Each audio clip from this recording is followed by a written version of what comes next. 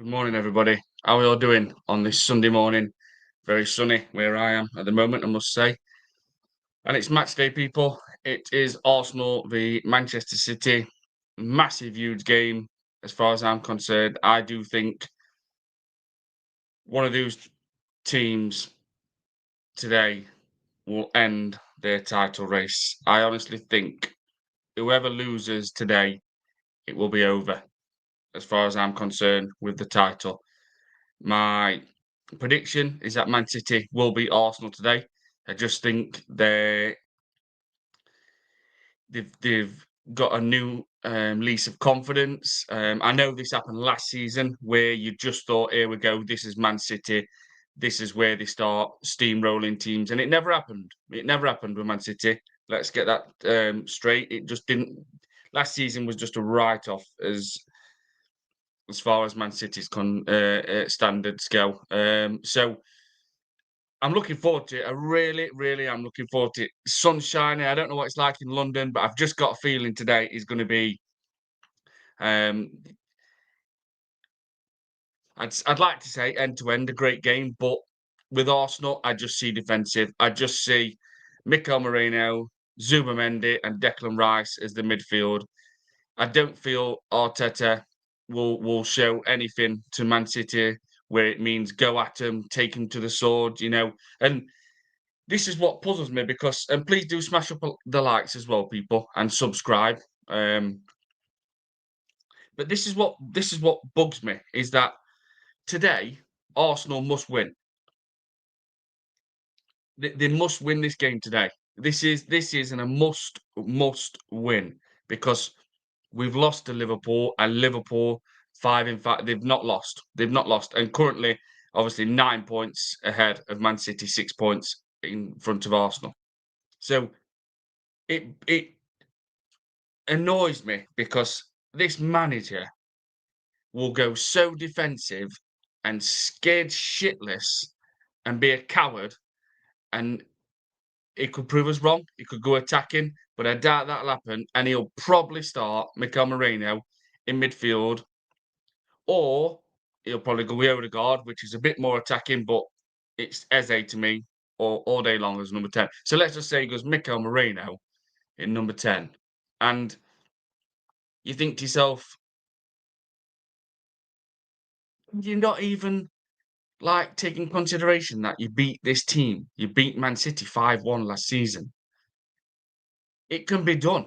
It can be done. So, in a way, naturally, it should be going, a bit attacking and take the game to Man City. Don't just be all nice, and play defensive and throw nothing at City. Give them an headache. Give them a problem. Make make Pep Guardiola think, wow, this is a bit too much. We're having to change our gameplay straight away because Arsenal's on it. They're throwing everything at us and they're rattling us early. That's what happens in football sometimes. You need to do that. You need to show the opponent, like barge into them, shoot from a bit of a distance and show that you are going to be taking the game to them. Rattle them early doors. That's a sign of a team where they're on it and they're confident. And a lot of teams don't like that, where where a team's coming at them, where they're knocking one of their opponents on floor, or like I said, they shoot from a distance, even if it goes wide. But it proves that okay, the other team the opposition's looking and thinking, they're kind of like on this today. They're not just going to be sitting back playing defensive. It looks like Arsenal's on it and they want to attack us and they're not going to fear us. But with this manager, with Mikel Arteta, this is where he's a stubborn prick, man. This is like he just thinks we'll just play defensive, we'll play tight, we're not expand, we're not let the players play with freedom, and we'll just rely on Gabriel and Saliba. Because I think Saliba plays today. I really do. And this is another worry as well. If Saliba plays, I just think just keep with Mosquera. And this is me talking, and Saliba's my favourite player.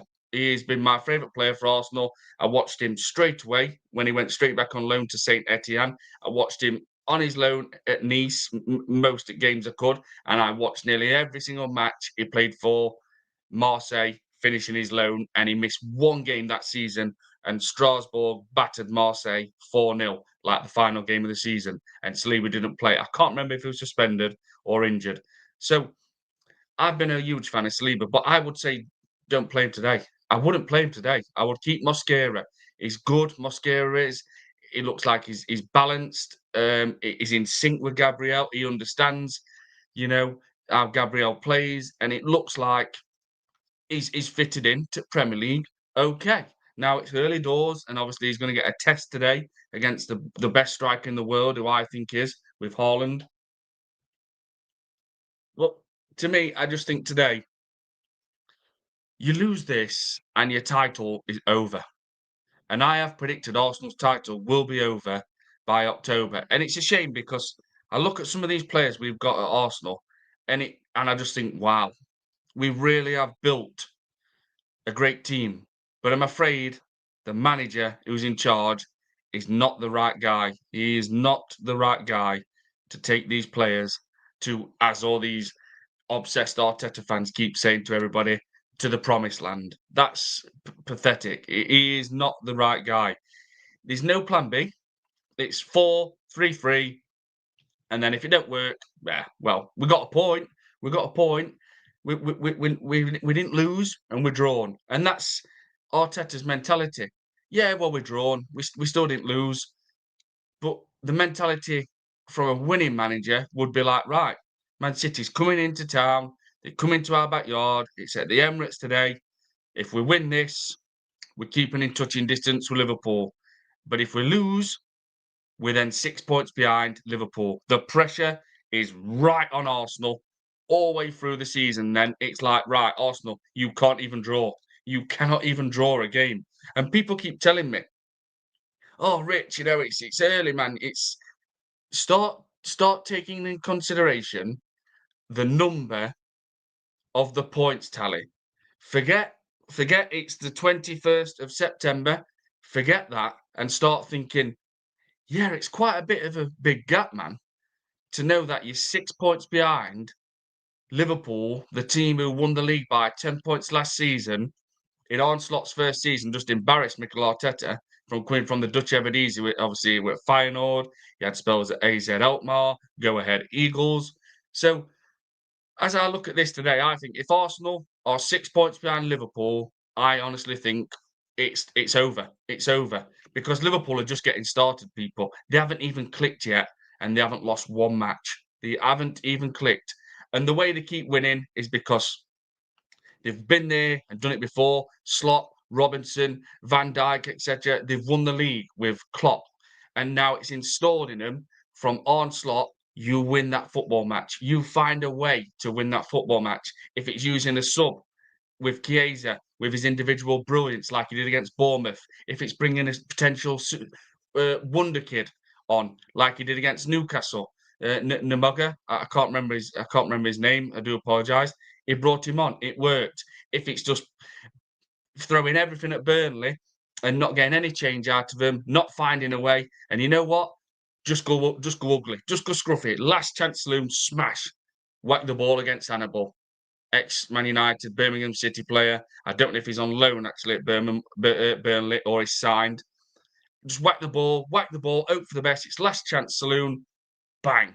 Hannibal's got his hand up in box. So Liverpool find a way because they've got the we will win this match. Champions lion mentality installed into him. And Arne Slot knows it.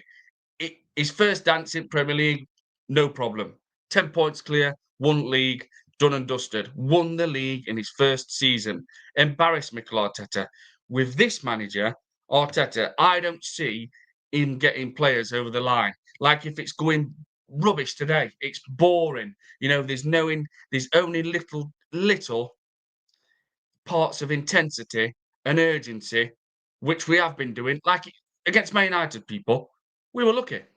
If it weren't for Gabriel and Saliba, we lose that match. And maybe, even though he hasn't done anything and not scored yet, if Seshko started for Man United against Arsenal, which is, he's a natural striker, even though he don't look like it in the Premier League at the moment.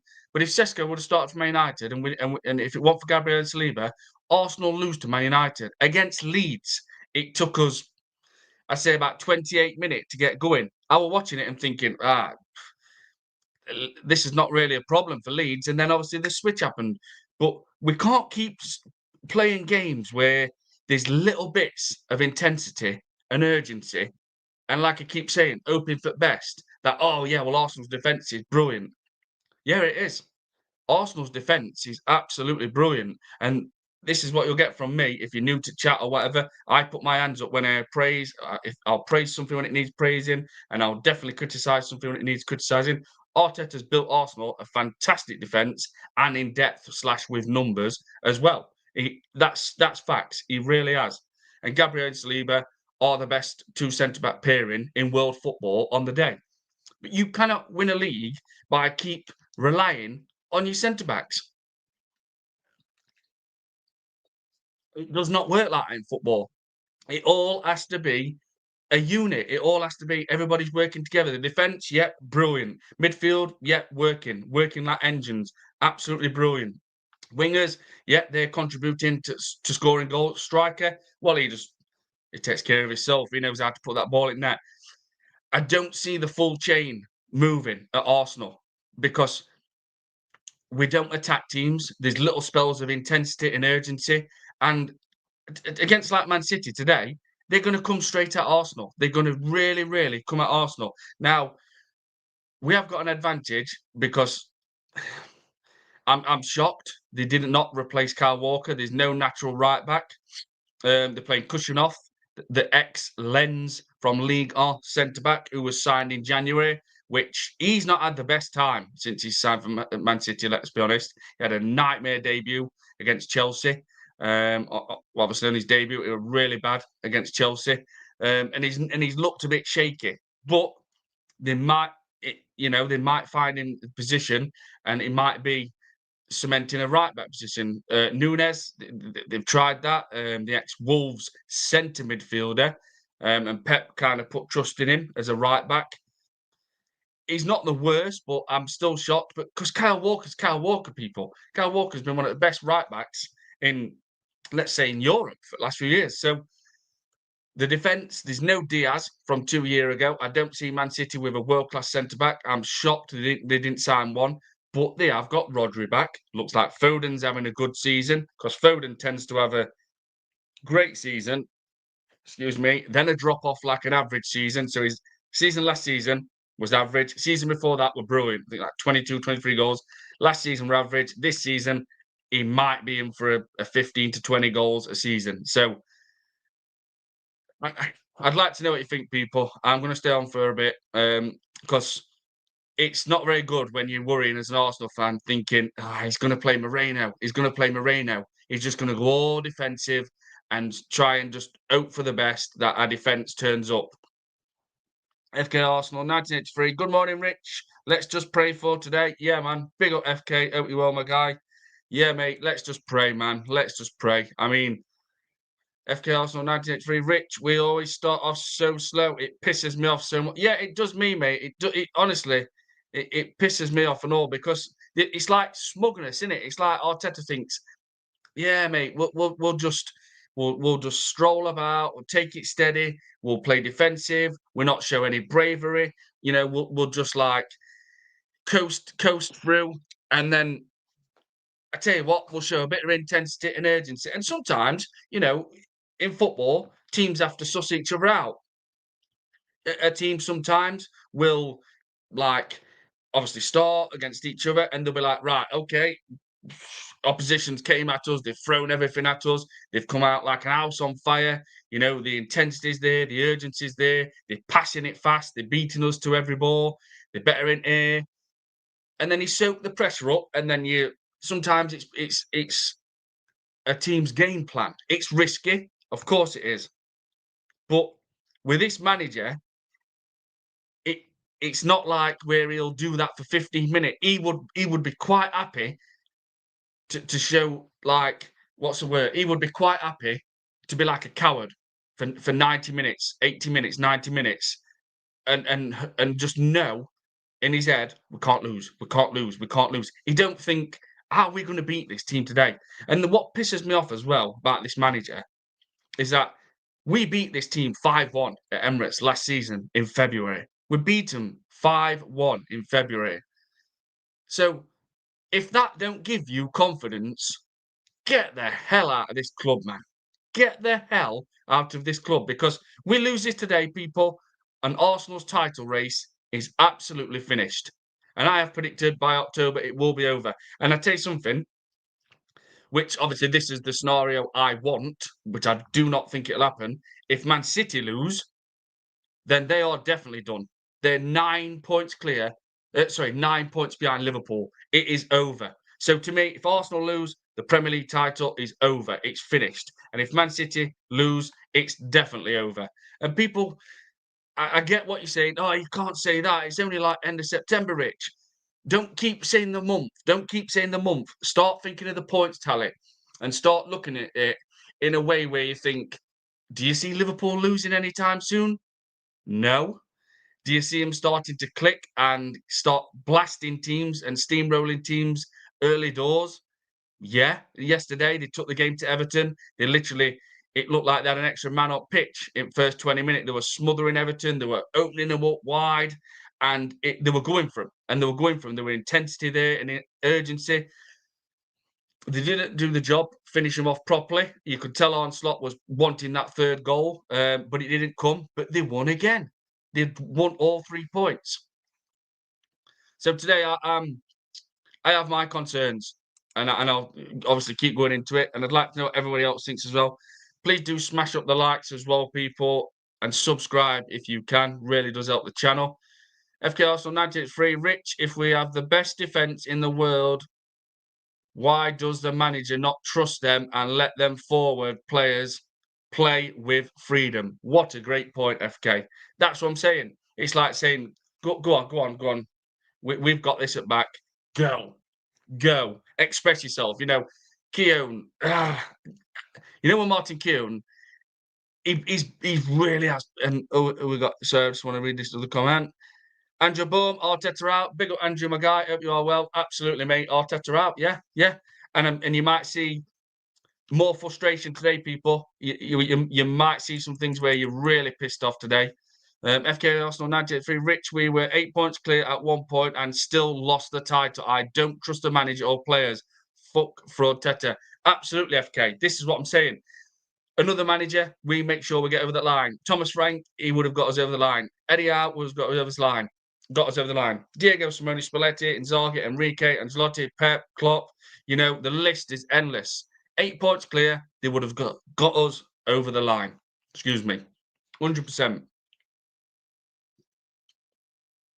So, and this is like today where we really might be annoyed. We might be happy, people. We might take the game to Man City and we might win. And of course we're going to be happy. It'll be great to see. But I just think, like,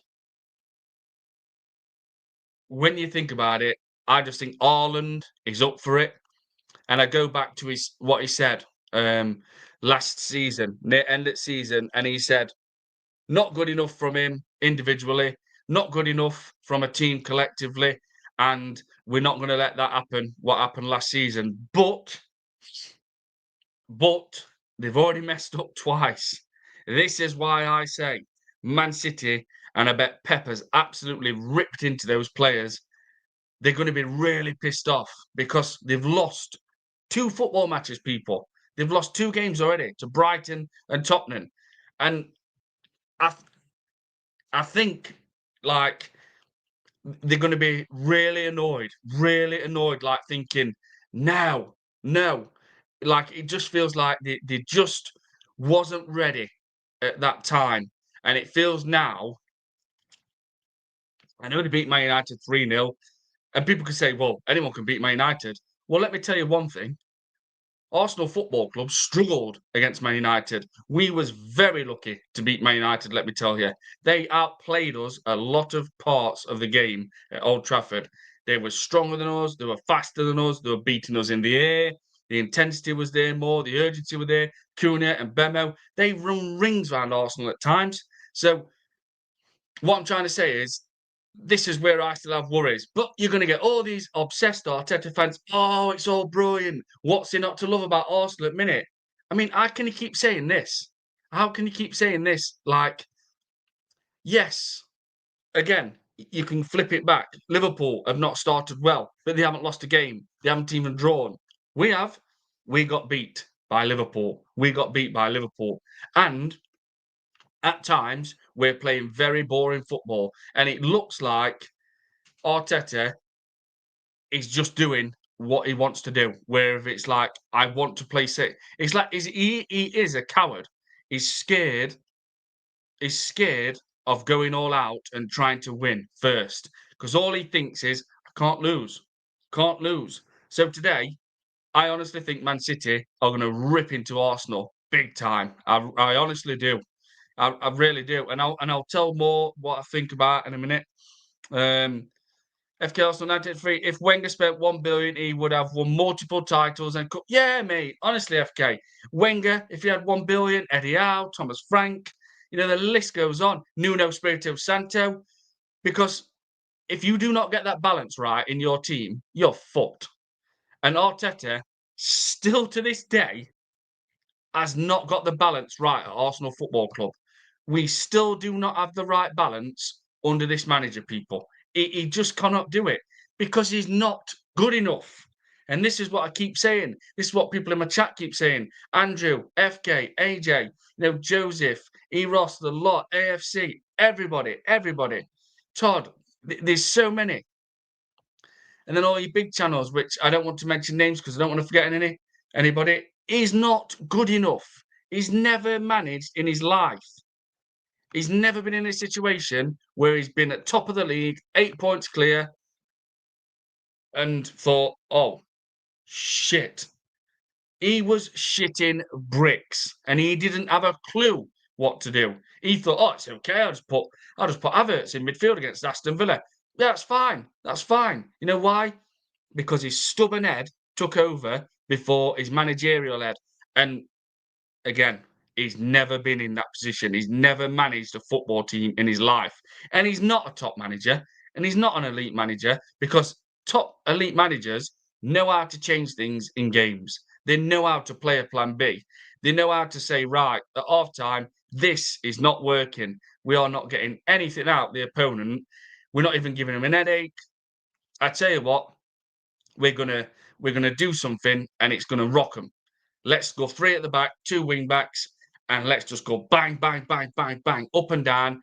And it causes teams problems. They're thinking, wow, they've gone from all tight, neat, into near enough in central positions all the time and not expansive, and playing it out with freedom onto wings. Next minute, you've got your left back and right back bombing up and down constantly like red arrows. Perfect example, like Hakimi and Mendes. I mean, they're unbelievable at it. But that is a nightmare for teams. And he doesn't have that switch. He doesn't look and think, it's not working. It's not working. This 4-3-3 is not working. But I tell you what, I'll keep holding out. 60 minutes, it's still not working. 70 minutes, oh, I'll make a substitution. And it didn't work. But he does not change the formation, people. He does not change things. And this is why I say today, I honestly think Man City are going to really, really rip the shit out of Arsenal. I'm not saying it's going to be 6-7, no. But I honestly think Man City are going to rip into Arsenal big time. I think Rodri, if he plays, I'm hearing he might have picked up a knock or something. I don't know if that's true. I think Rodri is going to boss that midfield. Phil Foden, the last thing you want, people, is Foden to be playing with a smile, to be playing with confidence, to be playing with that freedom, to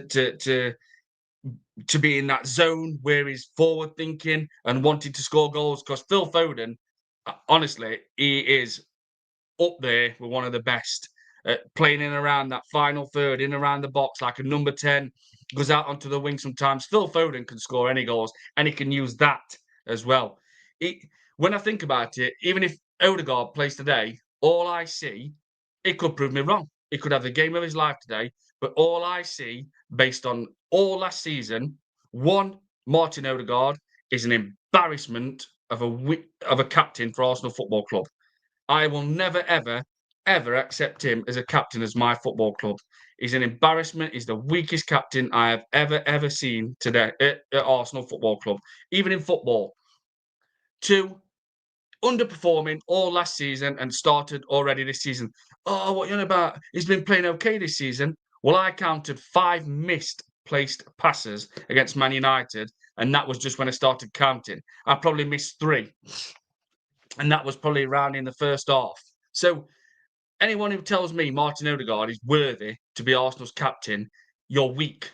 He is the weakest captain I have ever seen in football. You would never, ever see Tony Adams, Thierry Henry, Patrick Vieira, Steven Gerrard, John Terry, Roy Keane underperforming all season for your team and then continuing it into the next season, which he has already. Oh, but he got that injury. That stopped him.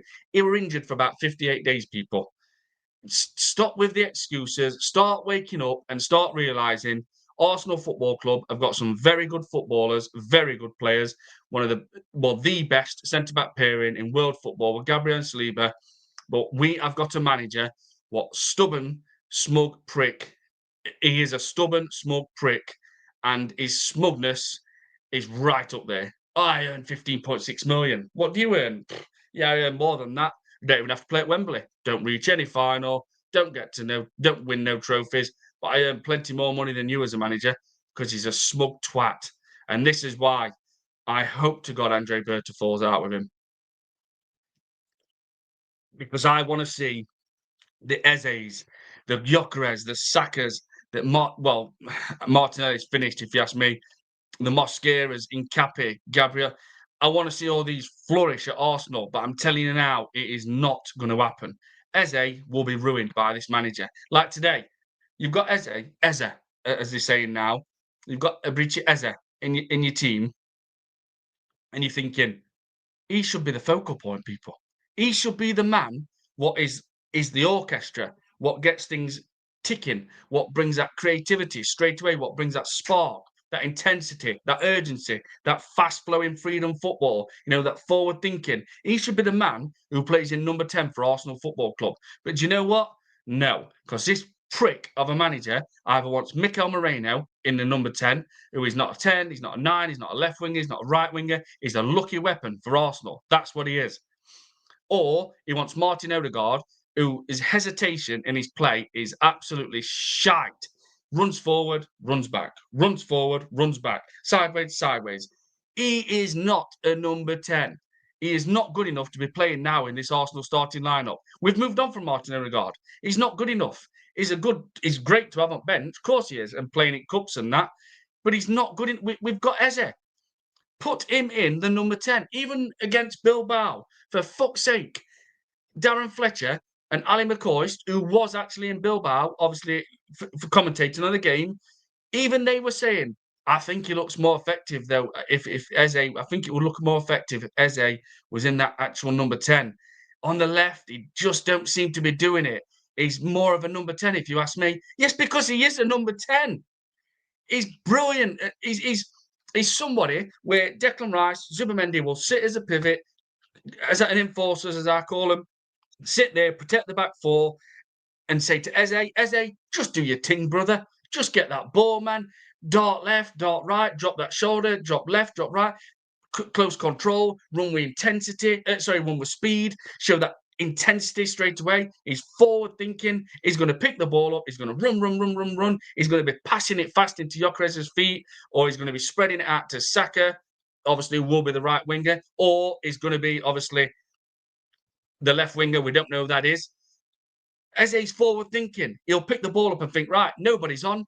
Gyökeres is getting blocked off. I can't see any room. Bang, goal. Because Eze will think goal, assist, fast moving, play with freedom, bring everybody into play, quick. Odegaard gets the ball, and that's what it's like. Oh, I'm coming back, people. Bring the ball forward, and I'm coming back. We need a number 10, what is going to keep things ticking. I don't think people understand how important that number 10 position in your team is the orchestra, is the one what makes the things tick. That switch, that fast freedom flowing football is the one what picks it up, what causes defenders havoc. A good number 10 will shit their life out defenders because they'll think, well, he's running towards us and we're not sure what to do here because he's running with speed, intensity, and he's going left, he's going right, and he's causing defence havoc. Thinking Saka's going to peel off in a minute, he's going to feed Saka, he's going to spread it to Saka, or he's going to play it into Victor Gyökeres's feet. With Martin Odegaard, you ain't getting that, people. You are not getting that with Martin Odegaard. And Mikel Merino, you ain't getting that. Eze is a number 10, and I will not have anyone say any different. He should be playing as a number 10 for Arsenal Football Club. We're lucky to have him. It's his boyhood club, but this prick of a manager will ruin him.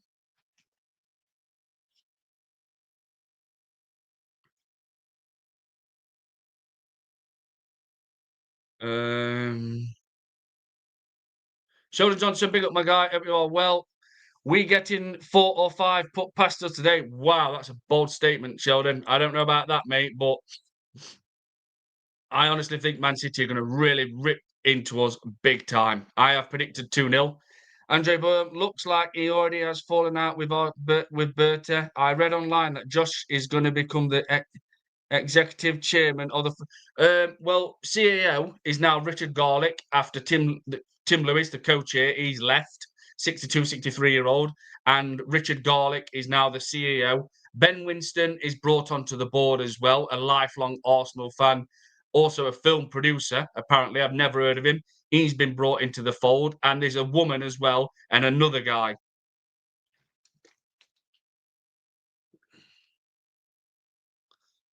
Where?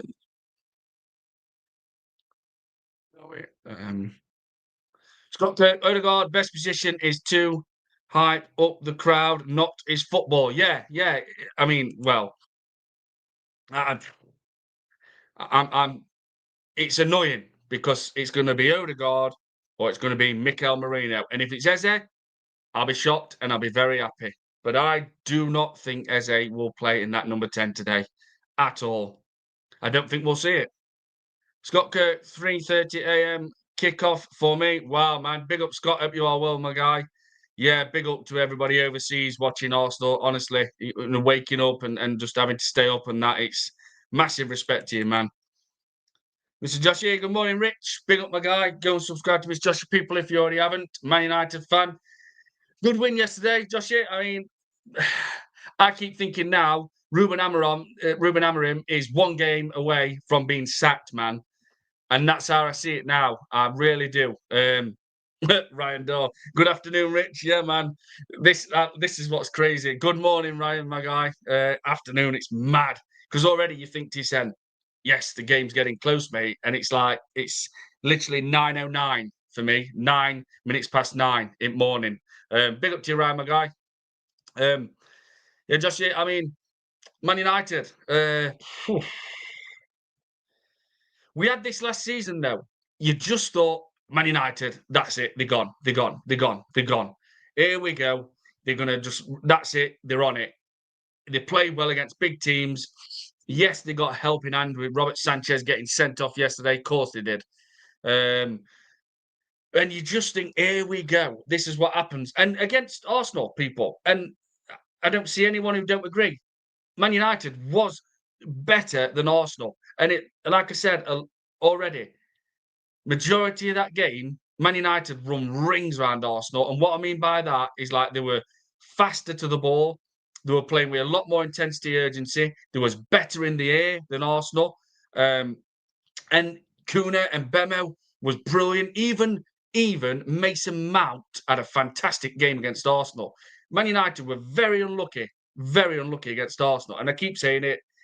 And of course, we have to use it because they are. But if it wasn't for Gabriel and Saliba, Man United would have probably won that game. And then after that, you just think, surely that gives Man United confidence, mate. Surely that gives Man United confidence to go on, and really start turning the season around like this season. Next minute, come unstuck against Fulham. didn't beat Fulham. And this is how it is for Man United. So I moan, I don't like Arteta, he's a stubborn, smug prick, I can't stand him, I'd sack him tomorrow, etc. But it must be really frustrating for Man United fans because you're not even getting to that level yet where you look like you can cement a top 4 place. So I don't know who would be in the next option. I keep thinking just because he's available now, whether he might just say, "Look, I've had Wolves, worked at Wolves, tried at Tottenham, did not work. Went to Saudi League, kind of did not work. Came to Forest, and it did work. Definitely, Nuno Espirito Santo. I've got a feeling people are going to look at him. Aston Villa. I think Unai Emery. If Aston Villa draw to Sunderland today at the Stadium of Light, even a draw, I honestly think Monchi, sporting director of Aston Villa, who's an ex, if you talk Sevilla, is an ex-Sevilla legend. I wanted Monchi as Arsenal sporting director. He left Sevilla, he went to Roma. And then I thought, yes, bring him in from Roma. Bring him in as a sporting director. No edu, no edu. Don't want an ex-player. And then he went back to Sevilla. So I do think if Aston Villa draw today, just going on to other clubs, which I like to talk about other clubs, I think Aston Villa, there's a 60% chance that they will sack Unai Emery today. It'll be a shame because I like Unai Emery. I really do. But I think Villa now are in a bit of a tricky spot. It might just be an early shit part of the season where they've really started bad. No goal scored Premiership. They're out at Carabao Cup. And they switch it, but or they're in what can I use? They're in a potential.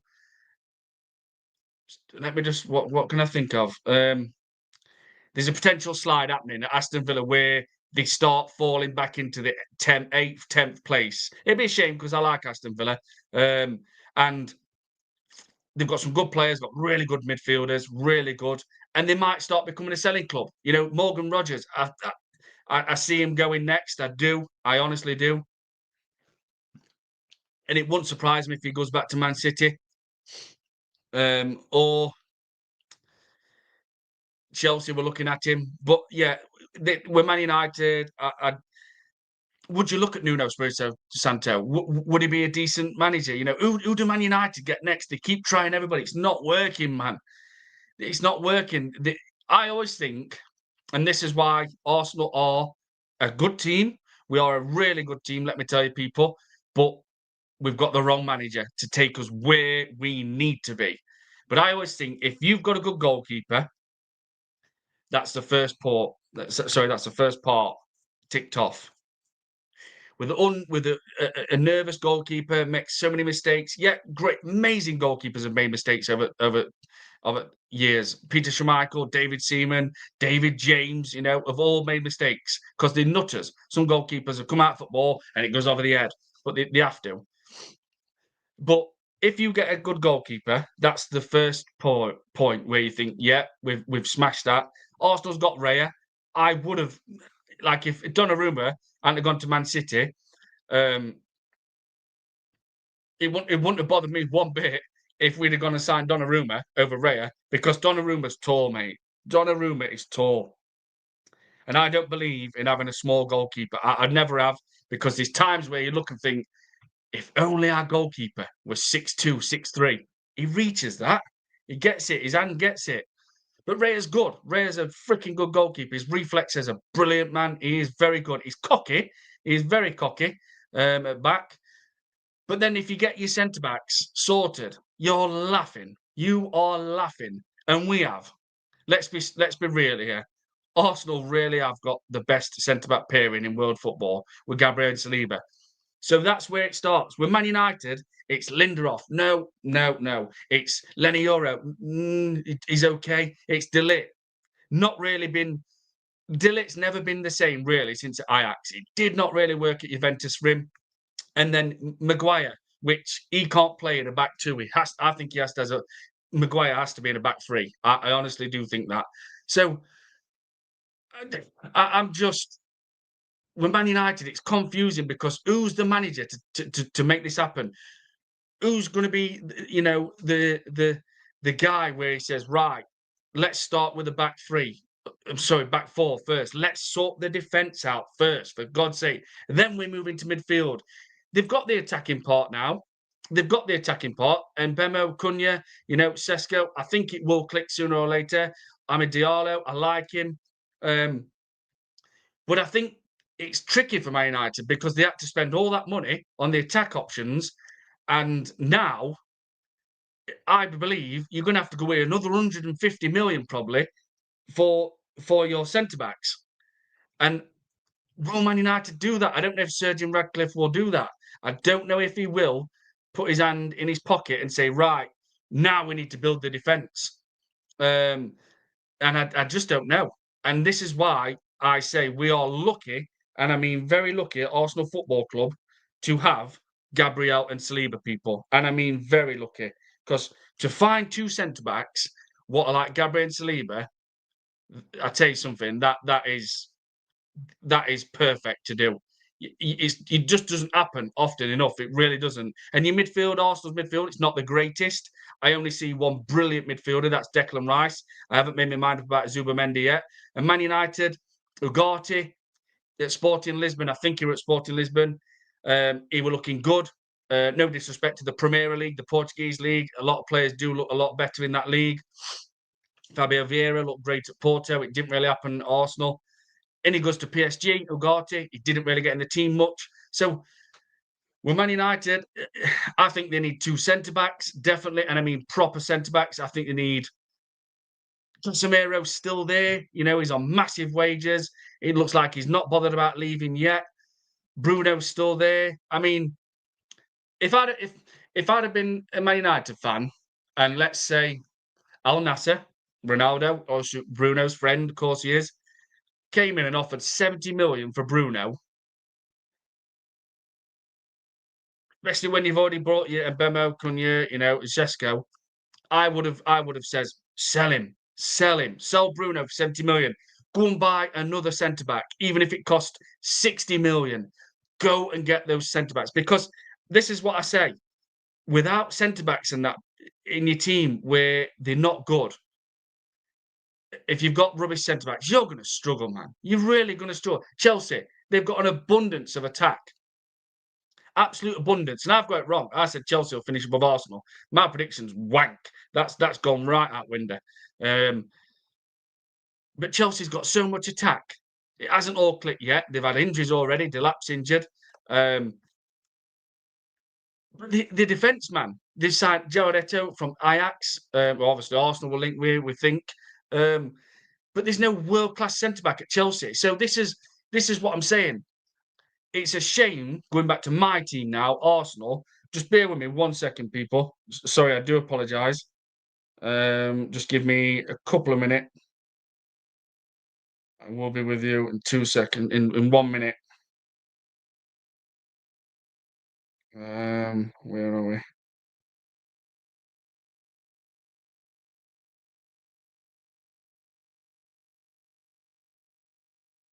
Where is it?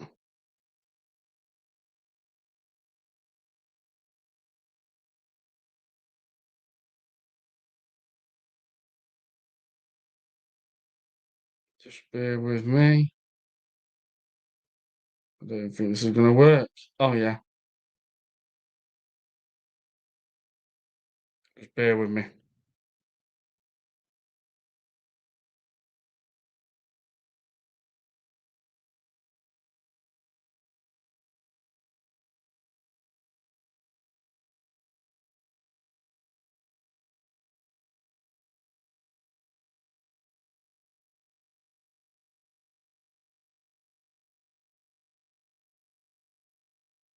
Yeah, and that's the thing. That's what I say. Sorry about that, people.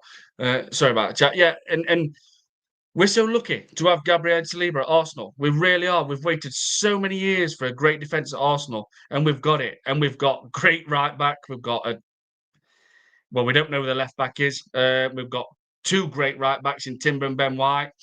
Calafiori seems like he's started okay this season. So this is what I'm saying. It's so hard for teams, and this is why it pisses me off, because I just wish it wasn't Arteta, the manager of this football club. When I look and think, Raya, yeah, okay, he's decent. and Gabriel and Saliba, and I just think, what a defence to have. Declan Rice, brilliant midfielder, gives his all, even if he's not. It looks like he's blowing out his arse. He still tries. You know what I mean? He looks off it a tiny little bit a minute, not much, but he never folds. He never capitulates. He never stops. And then you look at Eze. Look at Saka, Gyökeres. It, Even Wanyeri, Miles Lewis-Skelly. I wish we didn't have Arteta as our manager, because it's going to be a shame. It really is going to be a shame, and we are going to see Eze is going to be ruined. And I think to myself already, what's happening with Miles Lewis-Skelly? This guy can't get minutes. He's an England international. He scores on his debut. He's got one chance in a lifetime. And people say, oh, he's got many years ahead of him. Yeah, of course he has. That's the facts. But you also have to look at the bigger picture. He's got one chance in a lifetime. And this World Cup, it might not ever happen again. He's going to be screaming and wanting to get into that World Cup squad, because he might not ever get a chance ever again. And he can look back and say, you know what? Excuse me. My career didn't really go as how I wanted it to. I had a few good appearances at Arsenal, but you know what? I went with my national team to the World Cup and part of that squad. And he can say that's a great achievement. Of course it is. But I worry. I worry about Miles Lewis-Skelly at Arsenal. I really do. Because this guy and Nathan Wanyeri are far too good to just be sat on bench and missing 2 full games and then getting 10-minute here, 15-minute here. They're too good. They're good enough to play in most teams in Europe. Now, I'm not saying they're going to get in every team, of course, and start, but they're good enough to be getting a lot more minutes. Right, I'm going to read people's comments. And please do smash up the likes, people, and subscribe as well if you already haven't. I'm looking forward to today. I really am. And I'm sticking with it. It's a title decider. Whoever loses today, the Premier League is over. Is over for either Arsenal or Man City. Let me just go through and make sure I haven't missed anything. Scott Kirk, I think it was United's plan all along to get Southgate. I mean, he's not jumped into a job, has he? And he said he's going to take about a year out. I mean, it could be happening, and it feels like it's easy. Do you know what I mean? Gav Southgate is English. It's Man United. I think Gav Southgate would probably run to Man United. I do. And this again, it's awkward, because does Southgate come into Man United to steady the ship, to get him playing like in a solid way, in defensively, compact as a unit, stop leaking goals, etc. But then the other side of the coin is Gareth Southgate could turn Man United boring. So this is why I like people like Diego Simeone, because he knows how to shut the shop up for Atletico Madrid and cancel you out. And he knows how to flick a switch where he can say, right, go and get them. He knows how to change formations. Arteta, no. And that's why I like Conte's and Simone's, because they know how to change it. They know how to change a formation halfway through the game. They know how to flick that switch and say, look, for 10 minutes, just keep playing ugly. Play the ball over top. Play the ball over top. And then next minute, nice little short, neat passes. With Arteta, you don't see anything like that. It's 4-3-3. If it doesn't work, then he just relies on Gabriel and Saliba to save the freaking day, like they did most of the time last season. Ryan crazy game yesterday. I hope that won't happen today. Red cards, yeah, man. Early doors, that offsets the game straight away when a red card happens. Happy, Mr. Joshi, happy we won, but still got loads of problems. We have to beat Brentford, and I agree. The red card helped. Yeah, Joshi, you have. There's a lot of problems at Man United. There really is. Scott Cunha came back yesterday though. Scott Kurt, if he starts with Moreno midfield, we are getting smashed. Yeah, man, absolutely, Scott Kurt. Sean Johnson, we beat the Man United. We beat the Man United. Man, they lost. I wish that was a final. Yeah, Man United were better than Arsenal, though. Honestly, they was better than Arsenal at Old Trafford. And like I keep saying, if it weren't for Gabriel Saliba, Arsenal lose to Man United. Where are we?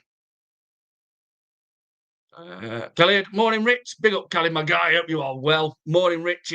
It's a must win today. No excuses. Absolutely, my guy. Big up to you, Khalid. Real one, this one. Still, still with that out with Arteta, but he honestly, some of the what Khalid says, you just think it's an adult talking. He has sympathised what we've said. He said he still believes in Arteta a little bit, but he speaks like a proper fan of football. Like I said, must win today, no excuses. And why do you think people? Why do you think people are saying no excuses on the 21st of September? Because Liverpool are currently 6 points clear. The team what dog walked Mikel Arteta last season with Arne Slot in his first year in English football, coming from the Dutch Eredivisie with Feyenoord, currently with AZ Alkmaar, Go Red Eagles. This is what I'm saying. Don't think, oh, it's only 21st September. Nah, it's not long enough, mate. There's no in it. It's only the second month into the season. Take that out. Get that out your head and start thinking of the points tally. Start thinking of the tally. And that is, if we lose today, we are currently 6 points behind Liverpool, the team what won the league last season by 10 points, what know how to get over the line. Robertson, Van Dijk, Salah have been there, done it before. They know how to get over the line. Even last season, McAllister, Growing-Max, a lot have done it now. You know, obviously, Kirikes, no. Isaac, no. Obviously, Ekatike, no. But they've got so many players what's been and got there over the line. Alisson, Dwight, you know. Mamadashvili, the backup goalkeeper, the 6'6" giant Georgian goalkeeper who used to play for Valencia. He's their backup goalkeeper now. They've got squad depth, and once they start clicking, I swear to God, they might start battering teams early. Because if they play, no disrespect to other teams, but if Liverpool, how they started yesterday against Everton, if that had been Burnley yesterday, no disrespect to Burnley, it would have probably been, I would say 4-0 yesterday, the way Liverpool started, because there were a switch there. Right. Especially, I would take Nuno right now. Yeah, man, honestly, Nuno's going to be sought after. Excuse me. Nuno will be sought after. I honestly think he will, because I think he did a tremendous job at Nottingham Forest. At one point, I put Nuno as manager at season, but then they folded and started dropping off. But they were in FA Cup. They were still third in Premier League, I think it was. You got Murillo, Milinkovic. They were absolute brick walls at back. Morgan Gibbs-White were flourishing. Hudson-Odoi, Chris Wood, 32, 33-year-old Chris Wood banging goals in. I was a massive fan of what Nuno were doing at Forest last season. But again, Forest swapped them. I mean, John Johnson, Nuno is trash. Don't want him at Arsenal. No, I don't want Nuno at Arsenal, Sheldon. But Nuno's a good manager. Honestly, he's a good manager. Chris Kirk, Nuno seems to fall out with boards after 2 seasons. I don't know what happened there. Khalid Emery won't get sacked. He's got a lot of credit in the bank. Yeah, he's done well for Aston Villa. He has. He really has. He brought him from literally a relegation zone and got him into Europe, etc., the Champions League. And if you ask Enrique when PSG played him, what were the 2 teams what gave you big problems? And he says Aston Villa and Liverpool. So I agree with that, but it's a business as well sometimes, and this is and it's I'm as much as I don't like to say it, but it is. It's a business as well. And Monchi, the sporting director of Aston Villa, like I said, the ex-Seville legend sporting director, is a bit of a no-nonsense guy, and they might look and think, let's just sack Unai Emery and bring Nuno in now. I think Nuno is going to be sought after.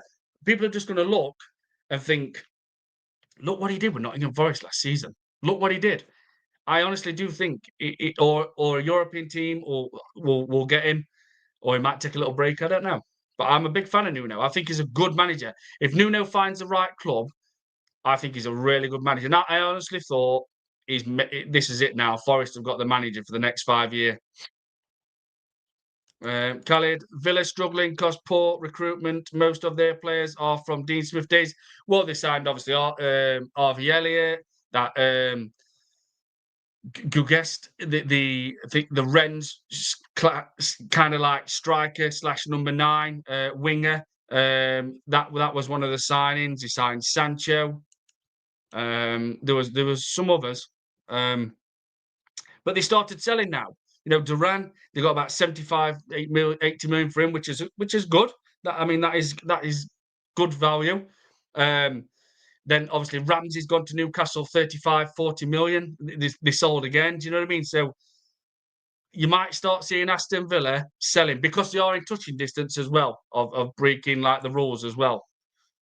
FFP, PSR, these some of the rules now in football, mate, where you can't sign players.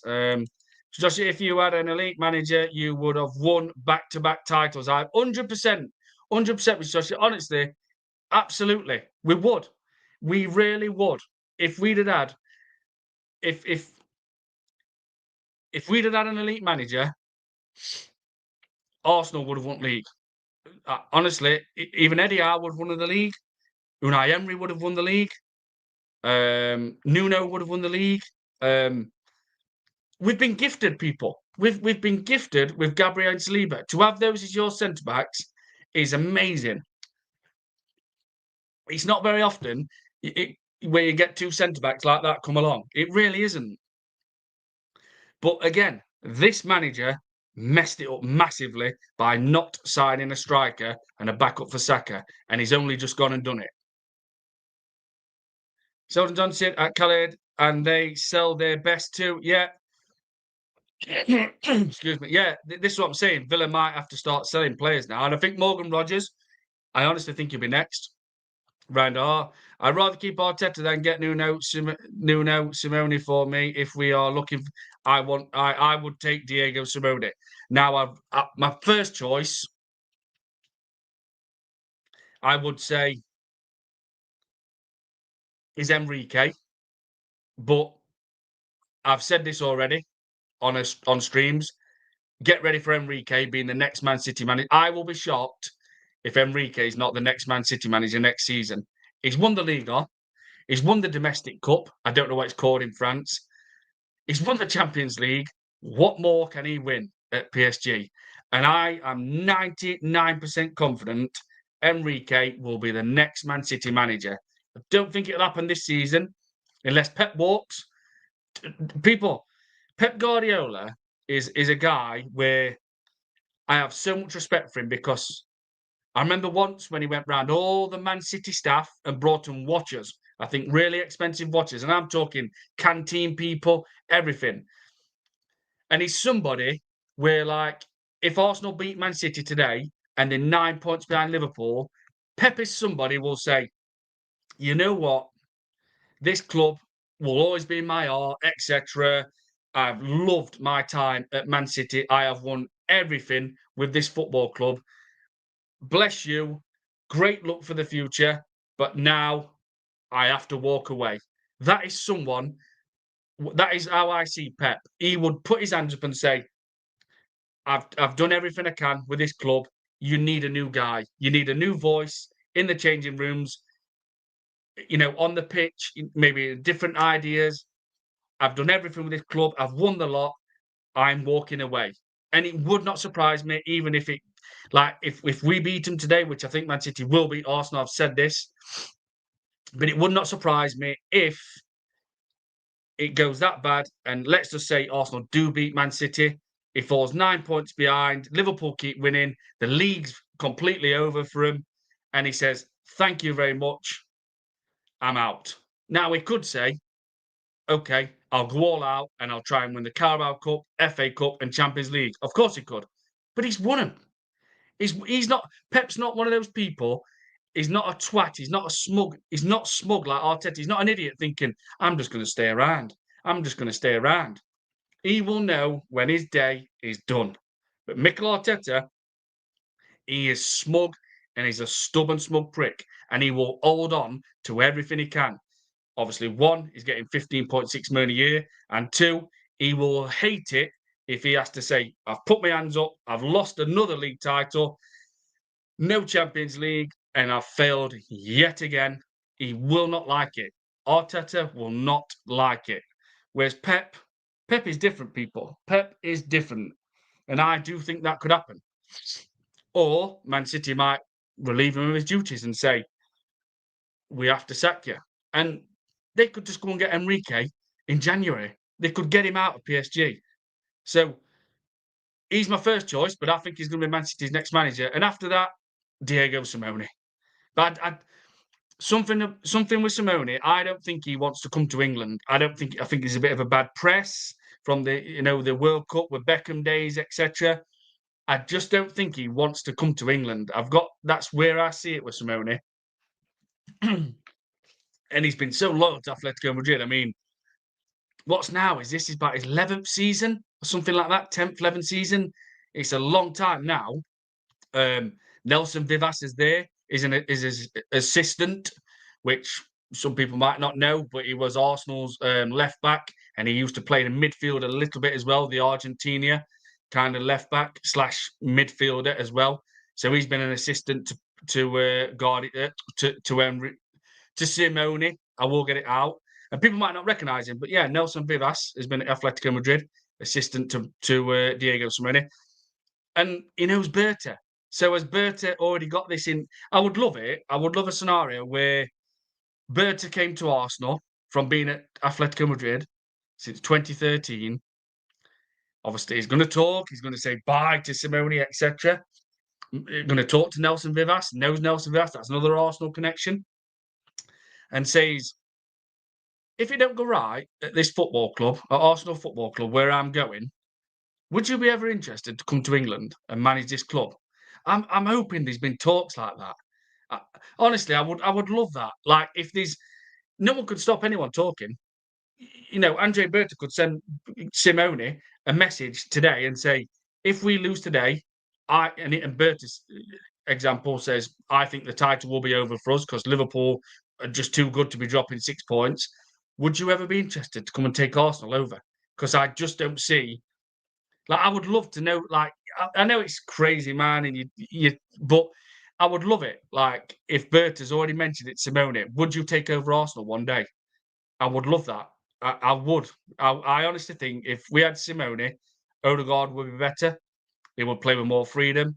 Martinelli would be playing as a winger, not defensive side first. Like, somehow this manager and all these new obsessed Arteta fans and these new football fans are somehow thinking that a winger's job is now majority of the time to defend.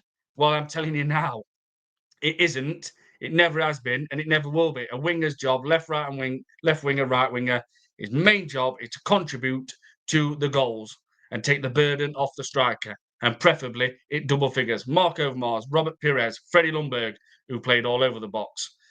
Ryan Giggs, Andy Limpard. Didn't get to see much of Andy Limpard, but bits. So Simeone would really get Saka playing with freedom, constantly playing, give him that free flow, the freedom. Saka, it's 80% attack, 20% defence. But Arteta seems to think, no, a winger's job is 70% defensive side, 30% attack. No, it's not. No, it's not. I've played football myself for 7 years, and the winger is going to look and think, I'm going to beat that striker this season. I want to score more goals than that striker. So, everybody, I'm going to read some comments now and stop babbling for a little bit, but it does frustrate you with this. Everything goes back to this manager. No plan B, no Wembley, no trophies, no final, not letting the players play with freedom. You're not being brave. It all goes back to this manager, Mikel Arteta, the stubborn, smug, arrogant prick. Right. Sheldon Johnson, Khaled, and they sell best. Yeah, Randall, I'd rather seen that one. Sheldon Johnson, Khaled, Sheldon Johnson, yep. And they'll sell Rodgers next. Yeah, it's coming, man. Rodgers is definitely going to be next. Chris Welsh, big up, mate. Hope you're well. Big up, Chris. Hope you're well, my guy. Another win, Chris. That's what champions do. It's installed into them that they must not win, must not lose, and they find a way. Jez's Arsenal, morning, Rich and chat. Big up, Jezza. Hope you're well, my guy. An absolute legend in the building, people. Please go and subscribe to Jez's Arsenal if you already haven't, which I know you would have. Jez, all the problems, my guy, just goes straight back to Arteta. That's how I see it. That's I can't mask over it. I can't. It's Georgia, big up, Jez. Sheldon Johnson, morning, Jez. Chris Welsh, a draw, not good enough. No, it's not for both Arsenal and City. Whoever loses today, the title's finished. Jez Arsenal, Mr. Joshie, morning, bro. Chris Welsh, big up to the legend. Yes, absolutely, mate. He is a legend as well, Chris Welsh. Absolute legend. Jez's Arsenal, Sheldon Johnson, good morning, mate. Jez's Arsenal, Chris Welsh, morning, Chris Welsh. We saw Chelsea's weakness yesterday. Yeah, honestly, people, I said Chelsea's stacked in attack and they'll finish above Arsenal. I got that completely wrong. That's way out to win. My prediction with that is finished. That were a shit prediction. Why didn't Chelsea just go and sign, another world-class centre-back? They've got so much attack. They don't need all them attack. They didn't need Garnacho. They did not need Garnacho. Absolutely did not. And Robert and Sanchez, he played good at Club World Cup, but I would not be completely confident with him. I'd have probably gone and beat Man City to get Donnarumma, but then Donnarumma might have said, no, it's Man City only. Scott Kirk, did you see Zinchenko trying to save that goal? Yeah, he literally swept it into net for him. It was funny, man. There wasn't even no power on it, and he just literally swept it into net. I give it another. He'll be playing at Saudi League. I think Zinchenko will be playing at Saudi League by next summer.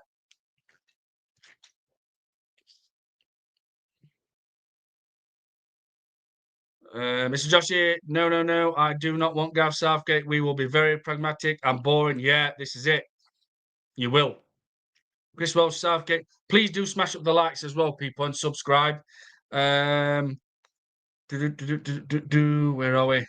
Chris Welsh, Southgate will be the perfect PR stunt. Yep. I mean, Man United just could go and.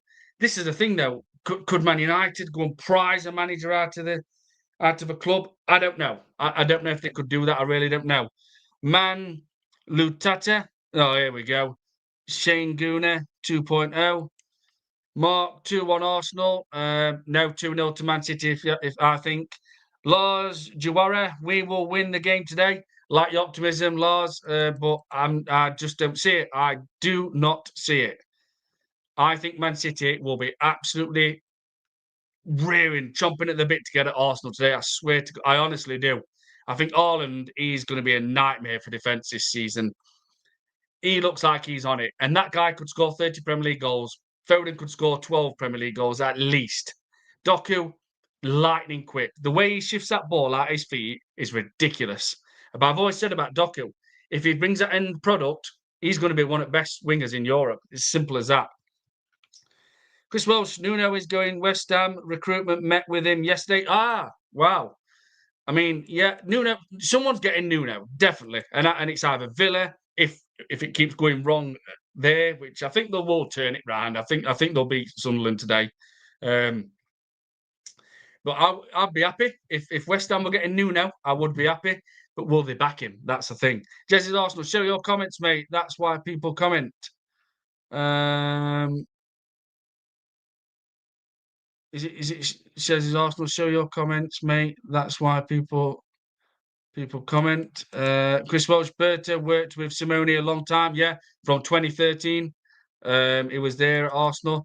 Lars Jawara, if we don't get a major trophy this season, Arteta got to go, period. Yeah, Lars, absolutely. I'd sack him now. I didn't want him in first place, even before Emery came to the fold at Arsenal. There were talk of Arteta coming then, and I'm like, don't bring Mikel Arteta to this club. And obviously, we went with Emery.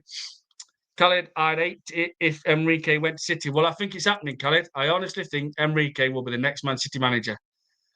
Chris Welch, Liverpool game was game of two halves. Yep, yesterday we were brilliant first half, but dropped off second half. But for once, no. Well, this is it, Chris. This is what I'm saying. Liverpool really steamrolled Everton at start, was smothering them, opened them up. They made it look like they had an extra man, and they dropped off. But if that balance starts happening where it's like for 70 minutes where they're smothering teams, they're going to kill teams. They're going to kill teams. And like Ekitike looked fantastic. And that goal was really good from Ekitike. And Gravenbach, well, that finish was unbelievable. How we did that. What a goal. Chris Wells, I said it last season, Pep will walk. He looks done. Reggie, I agree with a couple of the problems you listed with Arteta, but wouldn't say it's fair that he's solved more problems than ones he's got now. Yeah, I mean, opinion's going to be different. Of course it is, but I don't like Mikel Arteta. He's causing a lot of problems. There's no plan B. It's just 4-3-3 all the time. He stopped us from playing at Wembley. We don't play there no more. There's no finals. There's no trophies. Dockside going to do you think Pep will quit if he goes trophyless again? Absolutely, he will. 100% Dockside going to go and subscribe to Dockside Gunner as well, people. Yeah, he will quit. He will quit. Pep's not daft. He's done everything at this club. Reggie, do you think there's a scenario where Arsenal get far in the Champions League but fall short in the Prem and Arteta stays despite the amount of pressure? Reggie, big up to you, my guys. Well, please do smash those likes, people, and subscribe as well if you're new to the chat. In my head, I can't see how he gets sacked. I can't because the Kroenkes love him. They're perfect for Arteta. Arteta's perfect for the Kroenkes. It seems like they treat him like royalty. He's got so many fans what are literally just obsessed with him. And I mean obsessed with him. Like you've got Rory Talks BS, a grown man. He's got a poster behind him. You know, I had someone jump in my comments. His name's Super Mick. It's called Arteta Era. Like one subscriber or whatever. And he's like, oh, you're a because I did a bit of a stream on Aston Villa, and he says, oh, you're a Villa fan. You stop pretending you're one of us. I thought you childish little twat. Like, grow up, mate. Do you know what I mean? Some of these Arteta obsessed fans are like childs, and that's probably saying it lightly. They're embarrassing. So with that scenario, I think if we lose today, which I think we're going to, I think the league title is finished. It's done. So then you look at it and think, right, he's got to win Champions League. He's got to win Champions League. If he wins Champions League, I want him sacked. I don't like him, Reggie. I don't want a manager who can go live on TV and having to lie, against PSG with a female reporter, the post-match, literally lying. And she called him out and she went, sorry, who said that? And she were having none of it. So big up to that female reporter when we played PSG, because she were having none of that. She was not letting Arteta get away with that. And he couldn't even, he were like, oh shit, she's called me out. And he's like, yeah. They said that PSG bench and Enrique, he couldn't even look at it. He kept blinking and blinking because he was shitting bricks thinking, oh my God, she's like pulled me up on this. I have to answer her.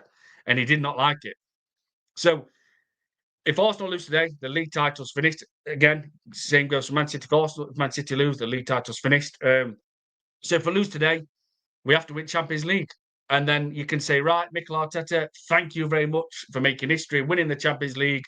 Now, please go. Because it proves you still can't get over the line in the Premier League. You just can't. You can't. And cheers for building a great defence. Bye. I couldn't care less on it. I do not like. He's always lying. He's making shit up all the time. I don't like him. He's made a lot of problems for Arsenal Football Club. So Reggie, I mean, if like I said, I can't see how they sack him because I think they love what because he's a yes man. He's a yes man. He's on 15.6 million a year. Let's just say 15 million a year. It's disgraceful, that is. It really is. When you think of top, elite, proven winning managers like Conte and that are on nowhere near. I'm hoping Berta falls out with him. That's one of my things. BBA, mate, I'm running a media account focused on combining music and football. What would be your go-to pre-game tune? All the best. Come on, you Gunners. I mean, I'm running a media account focused on combining music and what would be your go-to pre-game tune? Or I don't know. There's a lot of songs. When someone asks you a song, or oh, do you know who sings that? When you get put on spot, you always think, I know thousands of songs, and next minute your brain just frazzles. I don't know. Pre-match. Well, when I used to play football for myself for 7 years, our team song was "You're Simply the Best" by Tina Turner. That was our song, and we was the best. I'm not just going to say that. My team was the best in the county, beat every single team, won 4 trophies in one season, etc. So for a quick answer, simply the best. Pre-match. Chris Welsh, I had doubts about Ekatike, just shows slot. Chris, Ekatike's got it, mate. He's good on the ball. He's confident on the ball. He's got intelligence there. You can see it. He understands the physicality of the Premier League. And that goal, what a proper striker's finish, mate. You know, it's not like he's got loads of space and he's through on goal. There's no one to his left. There's no one to his right. He's got all the space, all the time in the world. He literally got the ball. He had players with him straight away. Shapes his body a little bit. Bang. Nutmegs. Pickford. Great goal. Proper finisher. That was a proper striker's goal, man. And Gravenbach, well, I mean, that's Messi, Ronaldo-esque. What a goal that was. And people might think, oh, he only tapped it over keep. No, mate. Like Ali McCoy even picked up the ball, was running away. He had to literally shape his body and lift it, like lift his foot and like dink it over at the same time, but hardly any height. What a goal that was. When the ball's travelling at the same time and all, and you're moving your body with it. I mean, John, why is this lecturing Arsenal fan base? Why is this lecturing Arsenal fan base? Unfortunately, we have fans like you who believe they know it all. How to run the club. Here we go. Hello, John. How to set up a winning team, how to be a good scout, etc. It's sickening. Well, unfortunately, John, I tell you what, I do want to see my team, Arsenal Football Club, back winning trophies and winning Premier League titles and winning a Champions League for the first time. And with all this money what we spent, 1 billion, showing that we actually have got a manager what knows how to get over the line. When you see people like Hansi Flick turning up at Barcelona in his first season with a young squad, loads of injuries, Cabrassi, the young centre-back straight away, massive injury, 16, 17-year-old, and wins a treble in his first season, or on Slot, coming from the Dutch Eredivisie, managing Feyenoord, and AZ Alkmaar and Go Ahead Eagles and wins a title by 10 points in his first season. But if I've got standards, then wow, what a bad motherfucker I am. Like people in the chat. If we've got standards and we want to see Arsenal win a league and win trophies and do what you're meant to do in elite sport, then sorry, people, what a twat I am.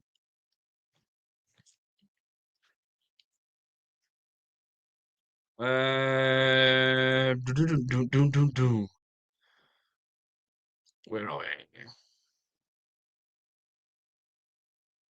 I'll be honest, I hope we finish sixth. That's the only way he gets sacked. I think Josh is being more hands-on now. I think Josh will sack him. It'll take a lot, dark side, but I know what he's saying. Josh is more involved in club now. He was in and around London a lot through January. He's been there at start of season. He was at Old Trafford. Dark side Gunner, if he doesn't win. Reggie, I hear you, mate, but whether you like him or not, you have to agree that Arteta's put Arsenal back on the stage where he leaves or stays. I think he's done a smashing job. Reggie, well, first thing I'll say is big up to you because you're not like that John, what just comes in and says, oh, what we're saying is sickening. I mean, do you know what I mean? So I agree. I respect what you're saying, Reggie. Like you can sympathise what we're saying, but also you back him. And if you back Arteta, you back him. I'm not going to, but he's done what's expected of Arsenal Football Club. We should not just be competing. We should be winning trophies every season. If you don't win a Premier League, you win an FA Cup.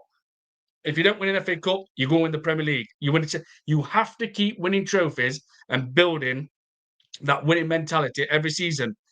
And there's three things, Arsenal Football Club, and currently we are Arteta. There's more, but there's three main things. We don't play at Wembley no more. We watch other teams playing at Wembley. We don't reach any single final with Mikel Arteta. We see other teams get into finals, and we don't win any single trophy. He went 3 seasons without signing a striker and a backup for Saka, cost us a league title. He plays players in positions where you think, why are you doing that? Already, you've got Darren Fletcher, Ali McCoist, commentating against the on the Arsenal v Bilbao, saying Eze looks more effective in a number 10. He just don't look right on the left wing. But this manager wants to play him as a left winger. He wants to play Martin Odegaard, whose hesitation in his play is absolutely shite.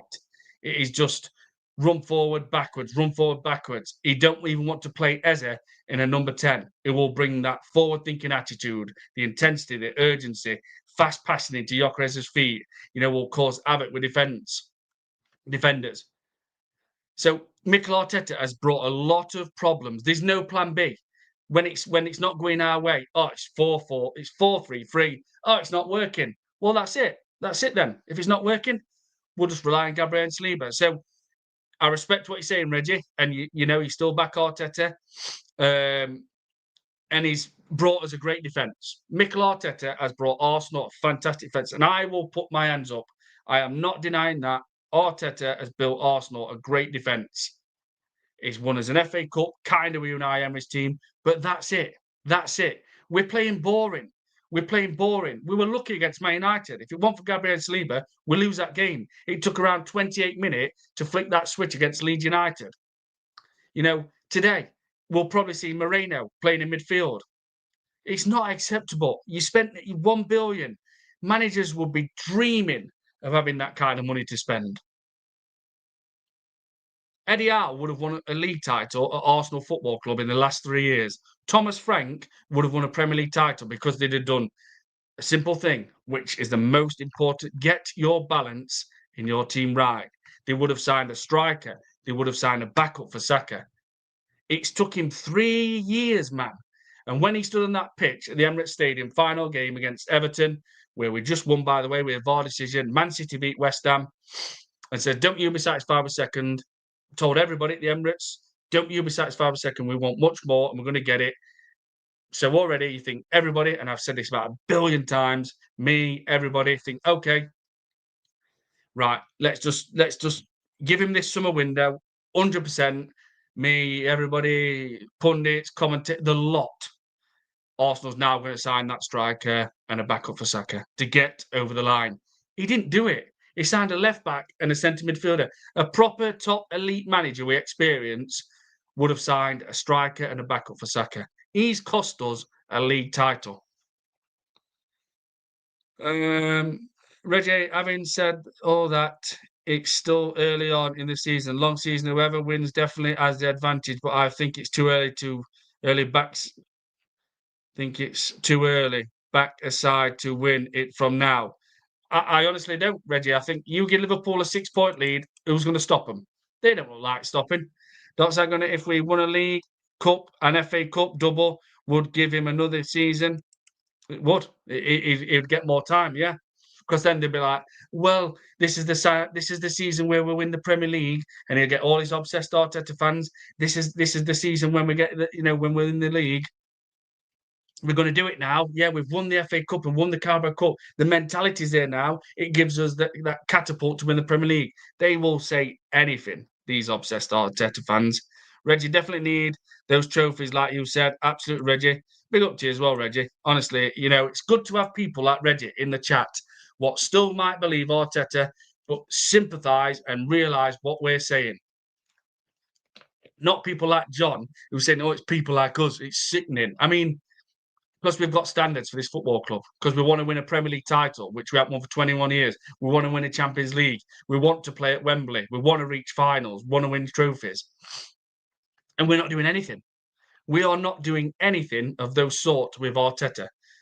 Reggie, I think the best part about these conversations is that now we are expecting so much more from this club, which is where it needs to be. Great point, Reggie. Yeah. Reggie, honestly, Arsenal, I'm telling you now, are under massive, and I mean massive pressure. It's all about Arsenal this season. What they're going to do. Are they going to fold again? Are they going to capitulate? Can Mikel Arteta finally win a trophy? It's all about Arsenal. The pundits all over the world, who obviously engage in English football, which, a lot of them do. Julien Roland, the French journalist, he knows all about English football. He's going to be focusing if he's in studio at an Arsenal game, etc. He's going to be talking about it. They have to win a trophy. Guillaume Balaguer, Spanish journalist kind of thing, commentator / pundit. They're all going to be on it, mate. They're all going to be on it. It's all about Arsenal Football Club.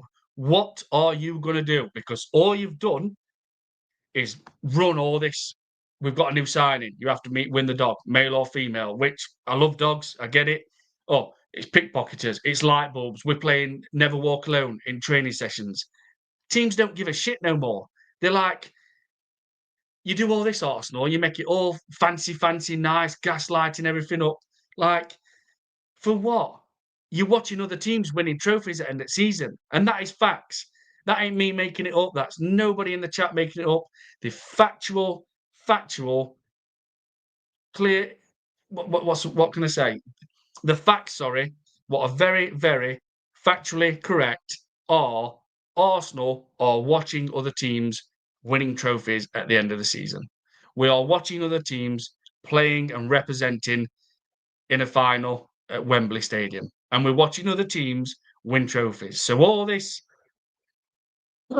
stuff that Arsenal post on social media, etc., showing up, other fans couldn't give a shit no more.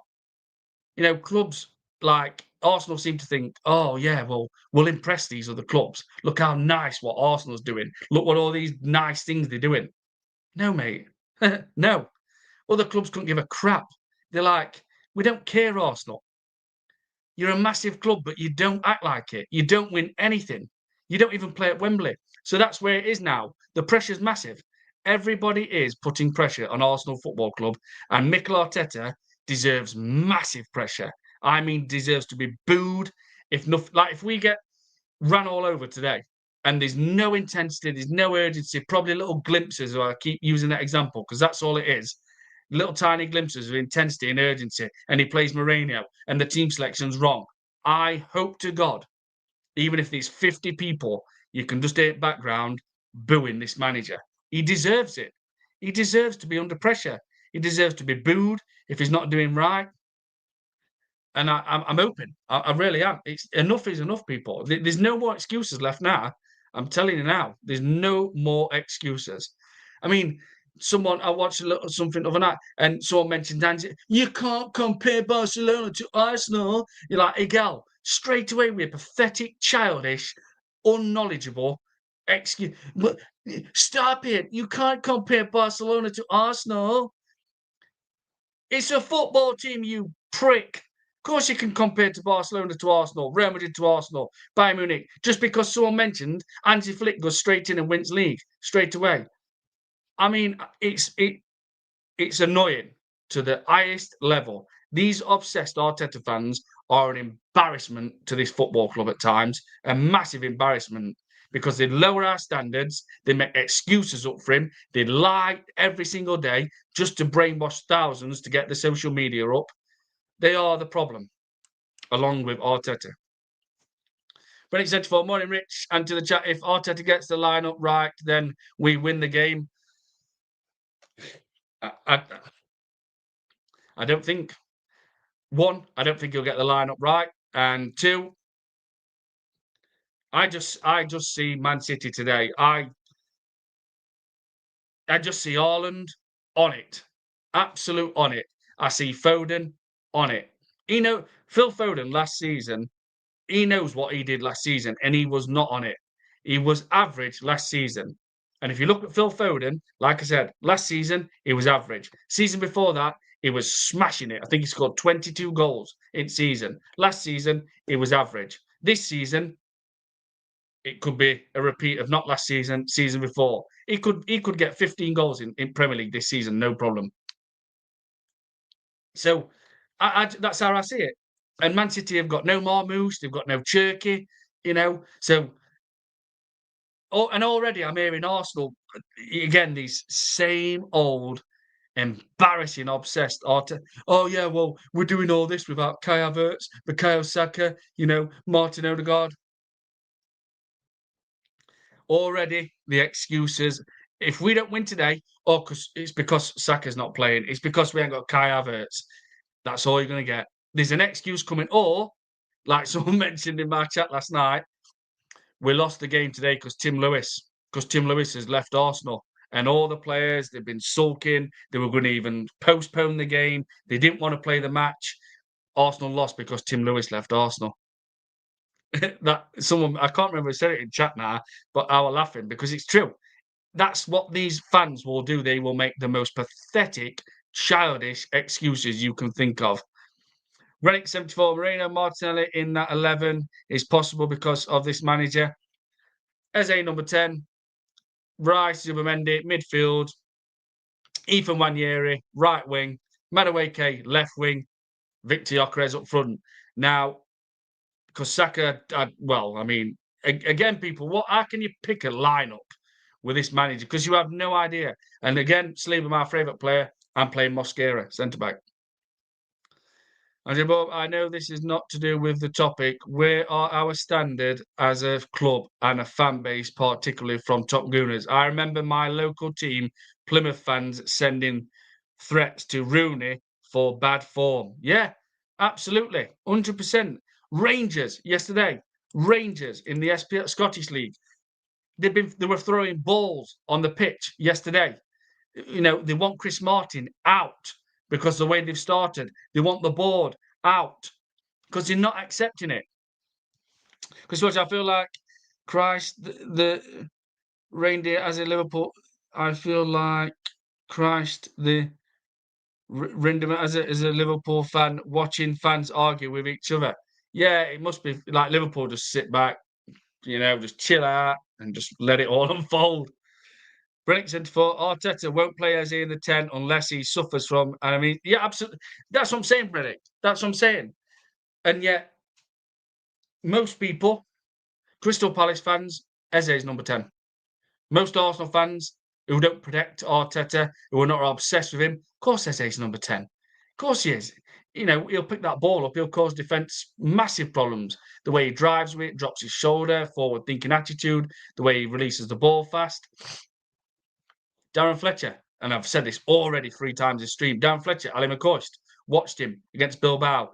I think he's more effective as number 10. I just don't quite see him more like as effective on the left wing. Do you know what I mean? Already people are saying Eze, number 10, number 10, number 10. But you know what? This prick of a manager, this wanker of a manager will ruin Eze. We will not see the best Eberechi Eze at Arsenal. And it's a shame. It's his boyhood club. He came back to us. He'll probably finish his career now at Arsenal. Maybe.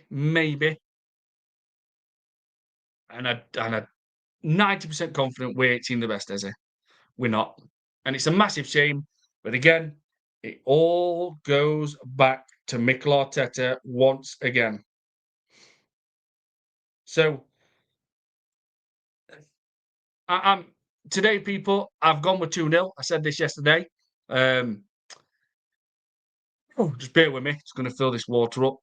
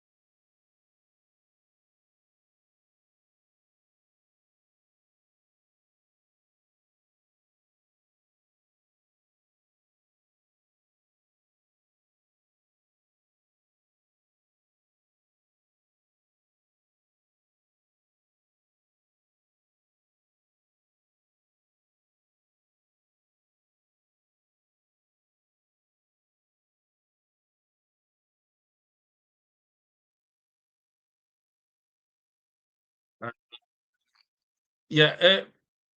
Is my comments showing? Am I Is my comment showing? I think because Jez mentioned it earlier on. I can't remember what did he say. Let me see if it's still there.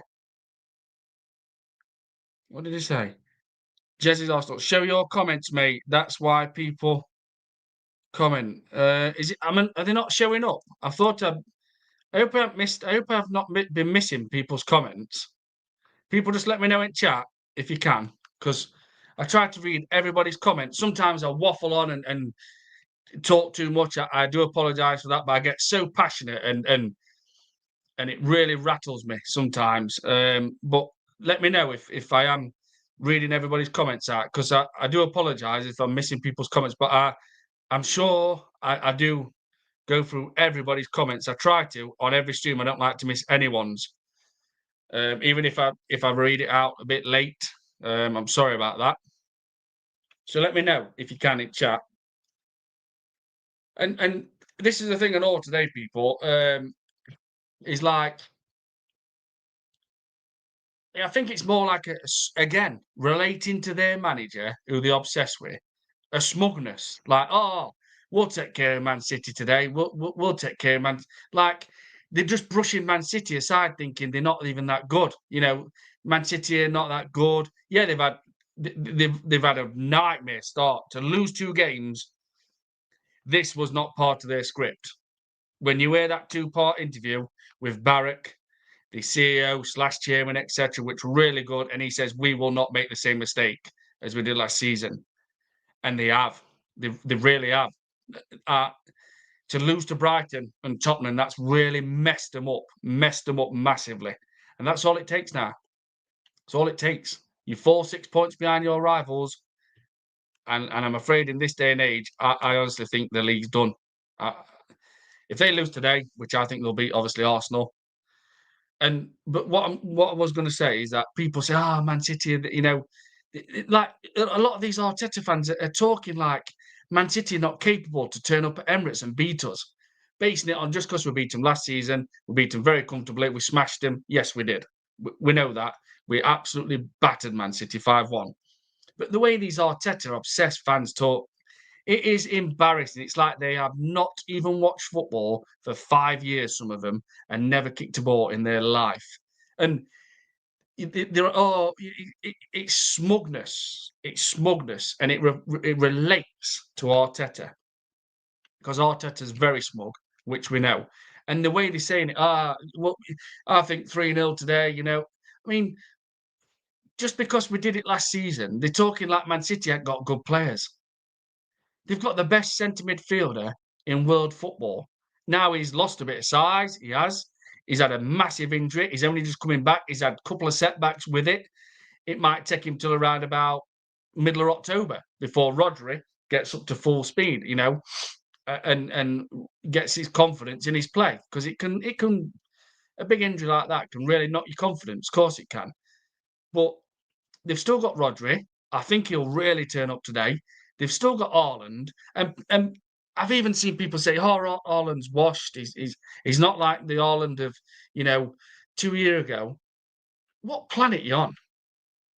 What planet are you actually on? This guy scored 33 goals last season, and it wasn't even a good season. And he even mentioned it. He came out with a statement towards the end of the season saying, "Not good enough from him individually, and definitely not good from a team performance." But he still scored 33 goals this season, because they count the World Cup as well. They put those on with the goal tally, the Club World Cup, sorry. So, like, people are talking about Man City like, again, and I don't want to contradict myself, but the 2 games Man City have lost, I already think their title's finished, because the team who won the league by 10 points last season are already 9 points clear of Man City and 6 above Arsenal. But it's what I'm saying is, people are saying today, we'll take care of City easy. On what basis? On what basis? Do you think Man City are going to turn up to Emirates and be scared shitless and hide and not show any intensity and urgency? You think they're going to wrap themselves? You think Pep's going to wrap them in cotton wool? They're going to come at Arsenal today. I'm telling you now. They're going to be on it. Foden's going to be, like I said, one thing you don't want is Erling Haaland on it. On it. Because that guy can score 10 games in a row, 9 games in a row. He's scored twice in a row now. He scored against Man City, he scored against Napoli.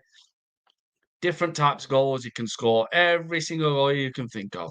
Header, tap in, back to goal, running through at goal, penalty, free kick, volley, anything.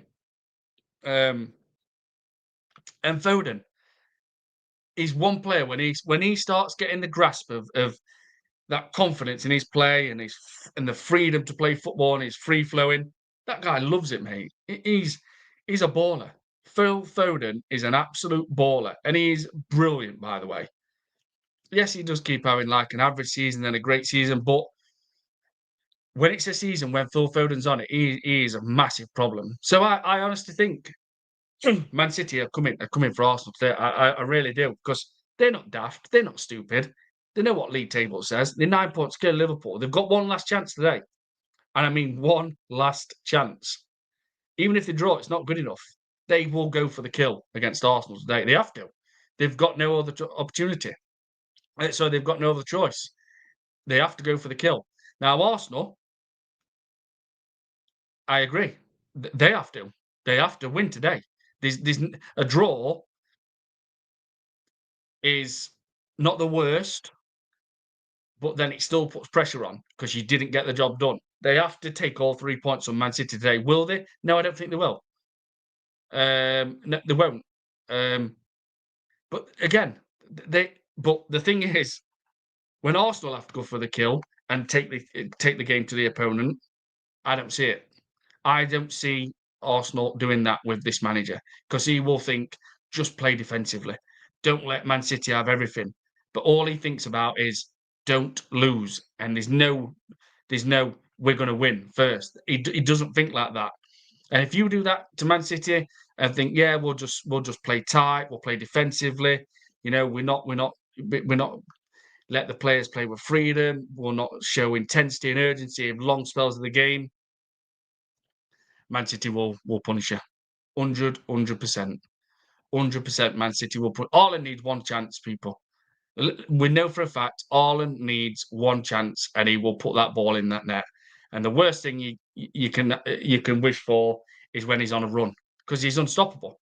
He is an absolute formidable striker. He is absolutely world class. Is just another record again with Champions League first to 50. I mean, this guy's on another level, and when he starts playing, he's unstoppable. And yeah, Gabriel and Saliba, they've taken care of him over years. They have, but today, I honestly just think he's going to be on it. I just think it goes back to that statement where it says he was not good enough individually, and he were mad with himself. He were pissed off with himself. So I just think today, Man City will win 2-0. I don't think we'll see bravery again from Arsenal under Arteta. The players will want to. I bet the players would love to express themselves. To play with that freedom, like they did against Man City. They played with freedom. Like they did against Forest. They played with freedom. They enjoyed it. It looked like they were saying to Arteta, "Nah, fuck you, man. We're not listening to you today. We're just going to play our own game." It was great to see. It was smooth. The intensity and urgency were there a lot of part of the game, instead of tiny little glimpses, which I keep using an example. But today, I think Arteta will dictate everything. He will stop them playing with freedom. He will not like as much urgency and intensity in the play. He will just want it all compact. There'll be no risk taken. There'll be no bravery shown. He'll want it all his way. And I just think Man City will rip into us. Absolutely rip into us. I hope to God Rodri is not on it today. Because if he is, then he does not have to worry about any other midfielder. Rodri's on it, best in world. Simple as that.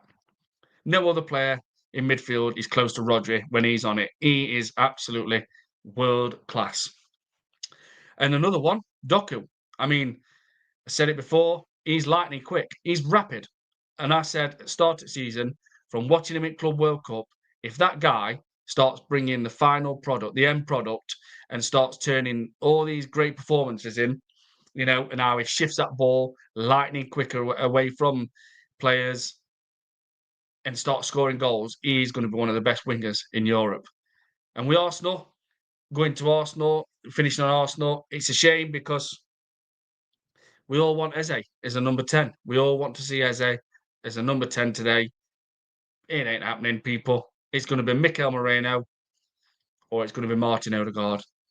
Odegaard, hesitation in his play, is just slows us down so much, slows us down absolutely all the time. Weak captain. I don't want I'm embarrassed to think he's going to be, like captain in a big game today. I want a leader. I want a Declan Rice. I want a Gabriel, someone who's vocally heard, inspires, implements fear into his own players, into the opponent. That's a captain to me. That's a captain of a football club to me. And Moreno, Mikel Moreno to me is just for Spain. Yeah, fantastic because he's allowed to play with freedom. But with Arsenal, no. The attributes what Mikel Moreno's got is not suited to work with Mikel Arteta because he doesn't let him expand himself. He wants him to be playing more defensive. He doesn't let him go. So to me, the only thing what Mikel Moreno is going to be good for with Arsenal, excuse me, and I said this last season, is a lucky weapon. Someone you bring off at bench and cause a bit of a different problem because he can finish. Let me tell you, Moreno is a very, very good finisher. And if you think about his goals for Spain, brilliant. That goal at Real Madrid where he's like literally twisting his body and brings his foot round it and places it bottom corner. Absolutely brilliant. His header against Chelsea. And I like the goal as well against Leicester, where he were like, wow, he's come on, lucky weapon, where we were struggling against Leicester, and he came on and he scored two. But I like the one where, as I been a striker myself when I was younger, where it came over against Leicester, and it wasn't far out, a few yard out, but some players in that position would have swung at it. It would have gone wide. It wouldn't have gone over the bar. But Mikel Moreno cushioned it. Excuse me. I can tell I've been ranting because my voice is literally getting a bit sore. Moreno, with that goal against Leicester, the way it came over, he like cushioned it, and like when you do that, you have to like stab your foot into the ground. Like you have to bring your foot into the ground to make sure that ball does not lift, because some other strikers would have swung at it, it would have gone over the bar, it would have gone wide, they would have missed it, it would have fell behind them. But Mikel Moreno's, he's a good finisher, because I looked at it and I thought, that were a good finish, man. That the way he let that, like he went, like stabbed the foot over the ball to give it a bit of pace and stop it from going like high over. So on that one, everybody, it's breakfast time with Shane Gooner, the legend. Just tell him it's a rich 99 Arsenal raid, even though we don't need that. So I am going to do a post match. Definitely. I am really looking forward to this game, people. Not because how Arteta is going, how Arsenal's going to play. I just want to. I don't know why am I looking forward to it. So I don't know. I feel like I want to be proven right, but I want to be wrong. I want Arsenal to win, of course I do. But will they? No. I'm saying no. No, they won't win today. But I'll be on here. Don't worry about that. You won't be seeing me hiding, people. Not like these these top gooners / obsessed Arteta fans. You ain't going to see me hiding and saying, oh, you were saying Man City were going to beat us and Arsenal won. Where is he? I'm not at work tonight, so you won't see me hiding. I'm telling you now. I've already admitted, said Man United, we'd beat them. I got it wrong. I put my hands up. I got that wrong. I said Kai Havertz will start against Man United. I got it wrong. That's the thing with me, and I like a lot of other people. We're not scared to admit it when we get it wrong. You don't see any of these obsessed Arteta fans coming out saying, I got it wrong. You don't see Hagan saying it. You don't see Moneypenny, Roy talks BS. You don't see Adam Keys. You don't see Tom Canton. You don't see Ari Simeon. None of them say anything where they say, "Yeah, I got it wrong." You know why? Because they didn't. They didn't, because they know they'll lose subscribers, they'll lose followers. Those people, and I keep saying it, I've brainwashed absolutely thousands. And I do feel sorry for the people they've brainwashed, because they've believed everything they've said. They've believed everything they've said. And it's a shame, man. It really is a shame, because when you look at it, all those people I just mentioned, think, what has actually come true? What you've said. You've been telling us we're going to win league for last 2-3 years. We haven't won league. Adam Keys were telling people, we don't need a striker. We've got Kai Havertz. It's never happened. You know, Ari Simeo already telling about Madueke, got it wrong. What you on about? And Madueke has shown glimpses of rapidness in his play. You know, where he left Marato, Forest defender, for dust. You know, he's shifting the ball fast, a bit like Doku. There's no end product. He didn't score a goal. There's no Sanchez, Marco Mars, Ryan Giggs, you know, Robert Pires, Andy Slim. He's no top winger. He's just doing what he did at Chelsea. Shows good individual glimpses, cameo appearances, like little cameo, um, individual cameos where he's like looks and oh, he looks rapid, man. Look at the way he just gets and leaves his defender for dust. There's no end product. Perfect example. Gets by last Saturday morning, beats I think it was Marato again. Left him for dust, made him look daft. Threw on goal. Yes, he was at a tight angle ish. Matt Sells, who's a giant in net, we know that. Madueke were literally, let's say, 8 yards away from it. I thought, this is a goal. He's going to blast that ball and put Sells through that Forest net. Or he's going to place it low around him and it's going to go in net with a perfect finesse finish, you know, like Alexis Sanchez would, Mark Overmars, Robert Pires, Andy Slimpard, Ryan Giggs, David Ginola, you know. Or he's just going to go, there you go, Gyökeres, simple tapping, put the ball in net. Madueke gets to the byline, through on goal, and he does the weakest chip you've ever seen. And Matt Sells just goes, thank you. Attack ended. But apparently now we've got to apologise, because Madueke has been brilliant. He's done all this, he's done all that. My standards, people, are when you put the ball in the net, especially when you're a winger. That is your job. Not when you get that byline and you're through on goal and you're yards away and you just chip it so softly into the goal. It's like Sells were like, you could see him, obviously, you knew he was through on goal and thinking, he's going to place it round me, he's going to smash me through net, which, you know, a lot of other wingers definitely would, or he's just going to pass it across the box and it's going to be a tap-in for an Arsenal player.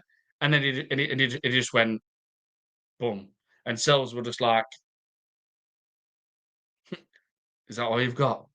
Everybody, the game is like Brennick Centre Forward. If we lose today, Top Gunners will be more angry with us than the manager. And yeah, perfect. Please go and subscribe to Brennick Centre Forward as well, people. If you're absolutely Brennick, it'll all be, oh, you're negative. You can't say this.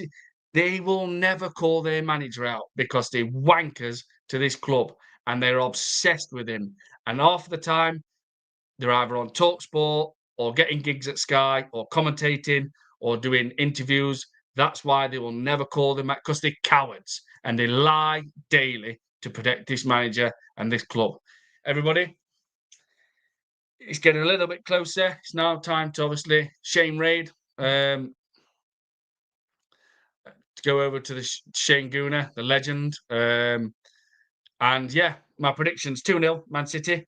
They're going to rip into Arsenal. They're really going to be up for it today. I hope I'm wrong. I hope I'm coming on here later on and saying, well, my prediction was shit and I got it wrong. We was absolutely fantastic.